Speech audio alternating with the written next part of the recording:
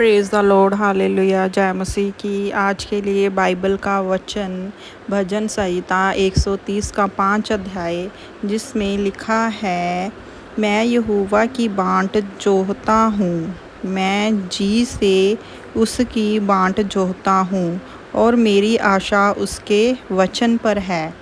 यह बाइबल का वचन भजन संहिता 130 उसके 5 अध्याय से लिया गया है और इसका गहरा आध्यात्मिक अर्थ है। इसे समझने के लिए हमें पहले यह जानना होगा कि भजन संहिता 130 की पृष्ठभूमि क्या है और इससे किस संदर्भ में लिखा गया है। भजन संहिता 130 को आरोहण गीत के रूप में जाना जाता है।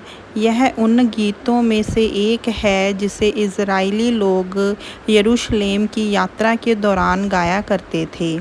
इस भजन का मुख्य विषय प्रभु के सामने अपने पापों को स्वीकार करना, उनकी दया और उद्धार की प्रतीक्षा करना है।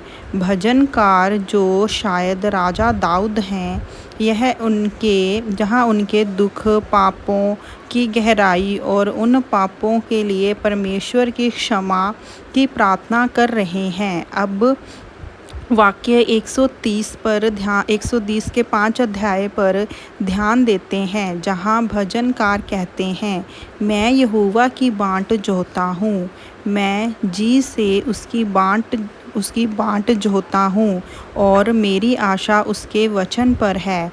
इस वाक्य का मतलब यह है कि भजनकार पूरी तरह से प्रभु की ओर देख रहे हैं, उनकी प्रतीक्षा कर रहे हैं और उनके वचनों पर अपनी पूरी आशा और विश्वास रख रहे हैं। यहाँ 3 मुख्य बातों पर ध्यान गया है। प्रभु की प्रतीक्षा करना, पहला वाक्य क्या है? प्रभु की प्रतीक्षा करना। भजनकार कह रहा है कि वह यहोवा की बाट जोहते हैं।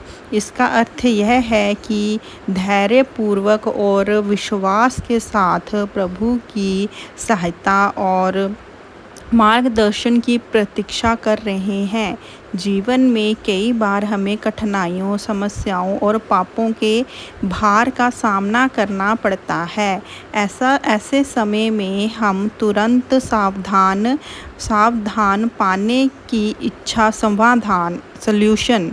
पाने की इच्छा करते हैं, लेकिन यह पद हमें सिखाता है कि हमें धैर्यपूर्वक प्रभु की प्रतीक्षा करनी चाहिए, क्योंकि वह समय पर हमें सही मार्ग दिखाएंगे। जी से प्रतीक्षा करना। भजनकार यह भी कहते हैं कि वह जी से उसकी बाट जोहते हैं, जहाँ जी से का अर्थ है पूरे दिल से, पूरे मन से और पूरी आत्मा से।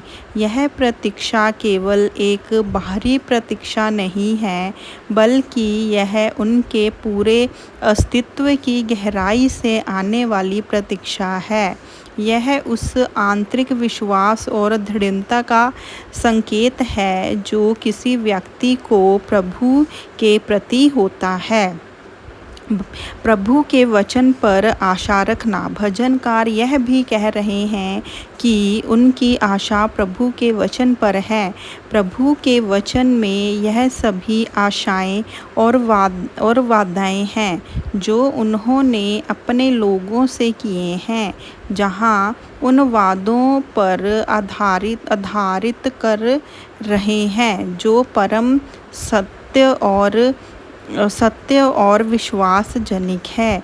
वह जानते हैं कि प्रभु ने जो कहा है वह जरूर पूरा करेंगे और इसलिए उनकी आशा कभी निराश नहीं होगी।